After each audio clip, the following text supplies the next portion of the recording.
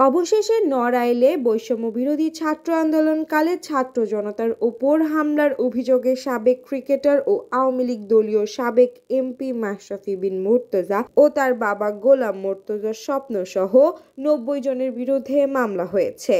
মঙ্গলবার রাতে নড়াইল সদর থানায় মামলাটি করেন শেখ মুস্তফা আল মুজাহিদুর রহমান পলাশ। মাশরাফির নামে নড়াইলে এটি প্রথম মামলা।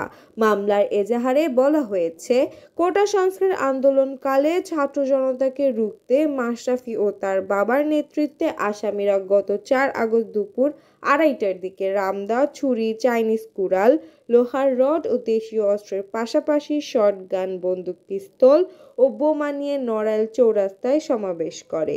সমাবেশ চৌরাস্তা থেকে চিত্রা নদীর ওপর রাসেল সেতুর পূর্ব পার পর্যন্ত বিস্তৃত ছিল। বৈষম্য বিরোধী ছাত্র আন্দোলনকারীরা ও জনতা শেখ হাসিনা সরকারের পদত্যাগের দাবিতে মিছিল নিয়ে রাসেল সেতুর কাছাকাছি পৌঁছতেই মাশরাফি ও তার বাবার নেতৃত্বের আসামিরা আন্দোলনকারী ছাত্র জনতার উপর হামলা চালায়। রামদা, ছুরি, চাইনিজ কুড়াল ও লোহার রড দিয়ে হামলার পাশাপাশি আন্দোলনকারীদের উপর শটগান ও পিস্তল থেকে গুলিবর্ষণ করানো হয়। বিস্ফোরণ ঘটানো হয় বোমার। বৃষ্টির মতো নিক্ষেপ করা হয় ইটপাটকেল। এতে বহু আন্দোলনকারীরা গুরুতর আহত হন।